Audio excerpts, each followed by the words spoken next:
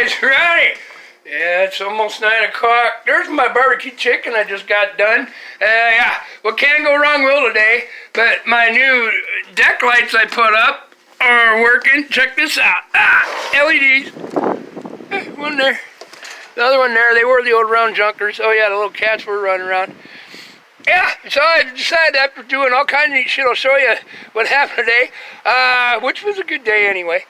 Oh yeah, start grilling finally at like 7:30, and it's 52 degrees. I'm wearing coveralls. Hello. Oh, that light's bright.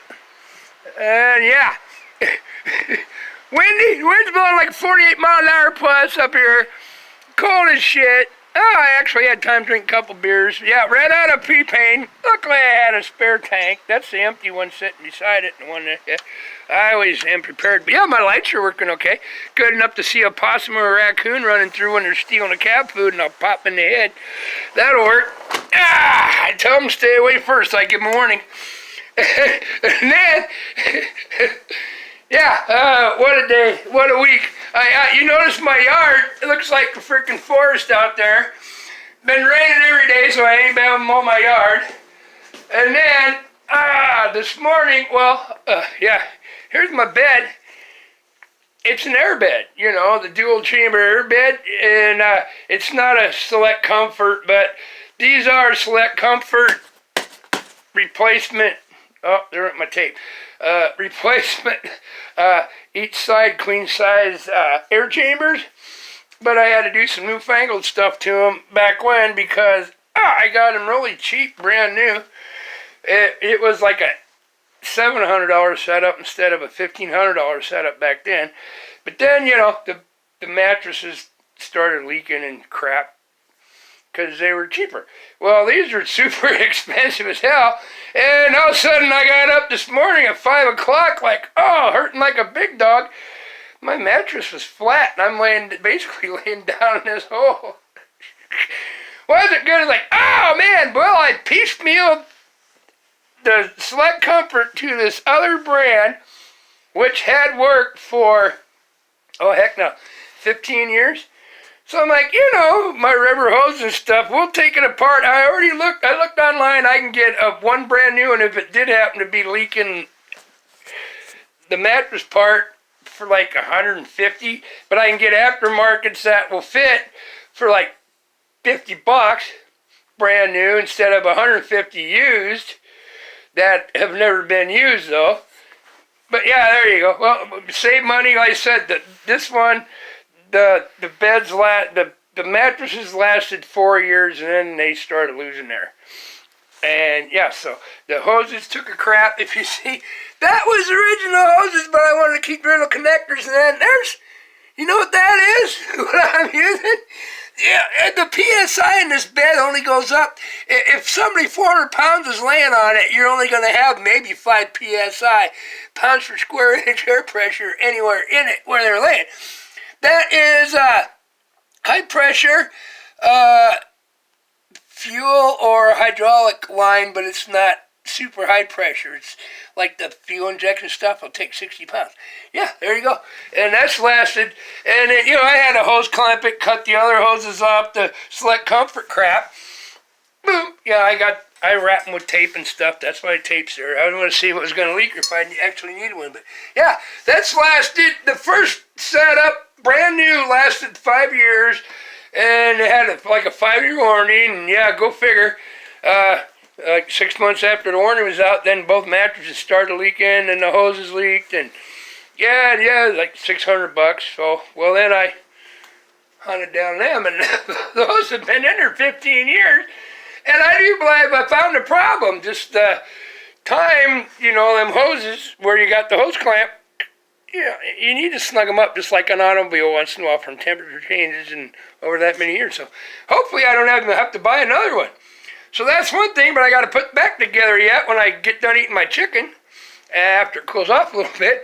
Now here's another kicker. Well, you see my yard, my lights work. Okay, this guy, my little ripper that I finally got done after like 50 hours of fighting this one. It's flying okay, but it's wind's blowing 40 miles an hour and raining all weekend. I couldn't even fly it. So here is the exact same body frame, but no crash guards and no prop guards. And these are actually swinging a little bit bigger props because I actually raised the frame up off the frame. But started on it yesterday afternoon after I got all that stuff done and got rained out. 2 o'clock this morning I had it all ready to go except the props, and piecemeal together, all electronics put in. Did all the programming and stuff. Oh, my computer, show you what Betaflight looks like. But yeah, had it all going. GPS, all the stuff. That's basically the same one. But this one has Super Ripper motors on it. This one has Ripper motors. This one has Super Ripper motors. Well, I got it all flashed, programmed. Everything was looking cool. So I never do this with these big dogs like this, because these puppies go nuts inside your house and they'll destroy your house or cut your fingers or something off.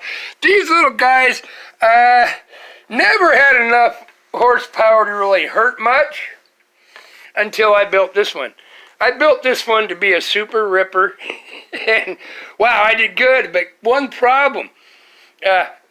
I got it all programmed, everything, just test flying it, put it here on the floor, just to get it a foot off the floor and see how things are going to work, right?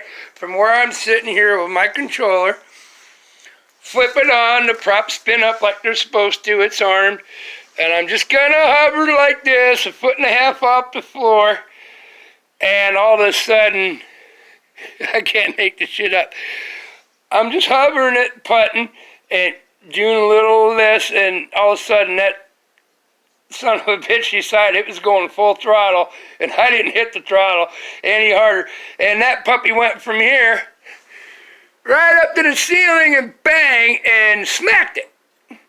And I hit the disarm switch fast enough, it did bang the ceiling real quick and hard. I'm like, damn, that baby's got some weebles, but what the hell's wrong? Well, then my twin brother shows up. Hey, what are you doing? I'm working on my quad, and I was going to plug it into the laptop, and I have a black box logger that shows everything the flight controller is doing compared to inputs that I put in, so I could try to hunt down what's wrong, because it is flashed with new firmware, which new never ever works. Well, he goes, well, let's see it. I should fucking plug it in and check and see. Ah, come on, it'll be all right. Oh yeah, let my twin brother, bad influence, talked me into it. So, all right, plug in the battery again. I'm like, yeah, maybe just a glitch, needed to reboot. And it was kind of twitching goofy with the props, but one wasn't moving. That ain't sounding right, so I unplugged it. I said, hell, we'll do her again. It's a little tiny. You know how tiny this thing is here. It's just a little tiny. It ain't going to hurt nothing. So, bad influence talked me into it, kind of, sort of, and I went along with it. Fired it up, idled up fine. Told my twin brother, he was standing like right over here. I'm like, get the fuck back in case this bitch goes nuts again. But it didn't go nuts, it just goes full throttle, wide open. Then I'm like, oh, yeah, probably ain't gonna happen, there's some little glitch. Well, yeah, I got it up, floating. Just like this, gonna move forward a little bit, backward, and then all of a sudden this some bitch went full throttle again. And here's my ceiling. I got it built sturdy. It didn't really break much. It didn't really break anything here. But here's what really chapped my sack. It went from 1.5 feet off the floor to about 8 feet. And it's up 8 feet straight up at full throttle. That's not very much of a distance for a quad to hit full speed. It was not even close to full speed on going straight up. It might have been 1/3 of what it will do. Boy, it's got balls, because there you go. See that hole? I fixed it already. I pulled it back. The GPS right there in the top, that square box, hit at an angle, and it punched that 1/2-inch drywall straight through. And there was just a straight hole there, and I caught it with a pick. So I gotta try to fix that. Oh, yeah. So apparently I got this built. This some bitch is a screamer, but yeah, electronic problems. That's why I never fire up these big ones in the house first. Oh man, that would really, but yeah, just that. It never even knocked it off. That's where it's still at. It punched it just like it was pressed through, like through a stamp press. That fast. That's only, it didn't have 6 feet of distance to go from like idle to like Mach 1. So, oh yeah, I definitely got this puppy. Oh, this thing is amazing. But yeah, it's got some major freaking computer problem. Firmware problem is what it is. But yeah, there you go. So now I gotta hunt that down. And I already got it figured out. I said, what I'm gonna do, I don't want another hole in my roof anywhere. So what I'm gonna do after I reprogram this, try to figure out what it is, here's what I'm doing. You see what I'm doing? Boom. I never thought one of these guys I built would ever have enough horsepower within 5 feet to punch a hole in my ceiling. So here's what I'm going to do. Here's already my plan.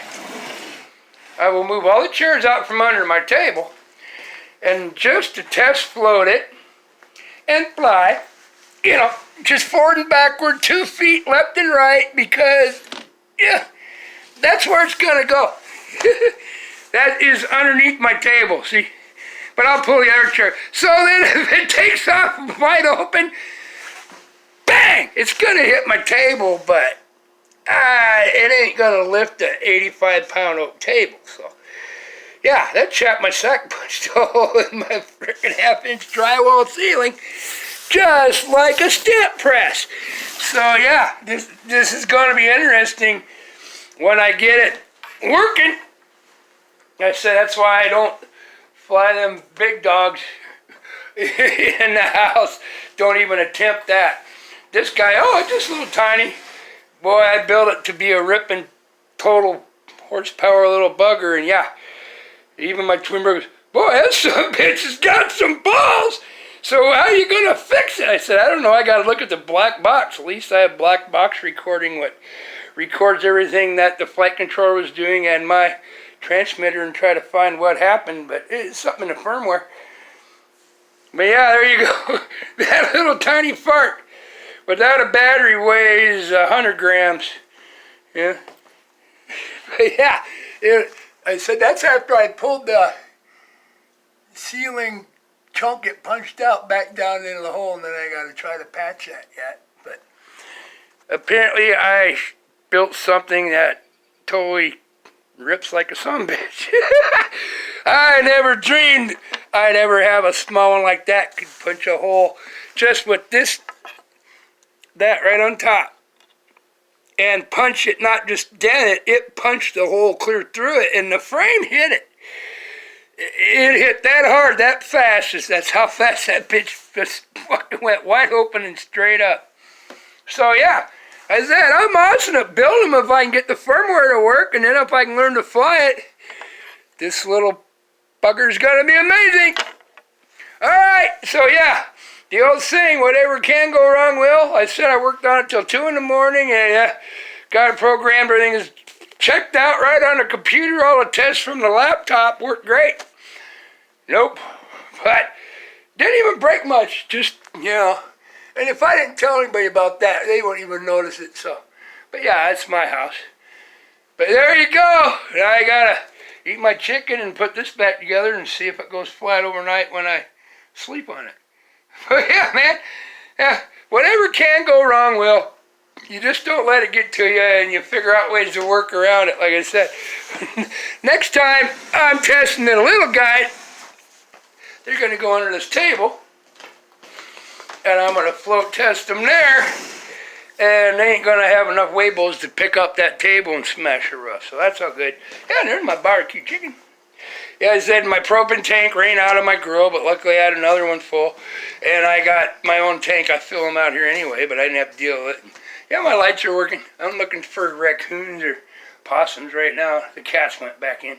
Yeah, I got 5 kittens out there roaming around now, too. They're hiding. All right, there you go, man. Hey, you can see me in the glass. Peace, love, happy heart. Love y'all. Tomorrow's a new day. And I said, stuff goes wrong, man. It just, it's irritating for a little bit, but, you make the best of what you can. And just move on, plug on, and learn from your mistakes. But like I figured out myself, but I have nobody to teach me anywhere online about videos about like these little quads, what I'm doing to them, with the boards and stuff. You can see pre-built manufacturer, but you don't see anybody doing stuff like that with me. So, but yeah, here's one rule of thumb to go by. They always say, learn from your mistakes. Here's my rule number 1, all right? Rule number 1. Don't take a chance and learn from your own mistakes. Pay attention, look for the information, and if at all possible, learn from somebody else's mistakes that they already made, so you don't even have to make them once. You get it? It's much easier to learn from somebody else's mistakes than deal with the damage on your own mistakes that you did for the first time. Get it? Get it? It's so cool. Yeah. It's much easier to learn from somebody else's mistakes than learning from your own. And you don't cost you nothing. You don't got to fix shit if you just pay attention. There's always something to learn every day, sweetheart. And my friends and whoever, love y'all. If you ain't learning something new every day and paying attention, you're going backwards. Love y'all. I'll be back. But yeah, that's what happens. Stuff happens. Keep on going. I'll be back.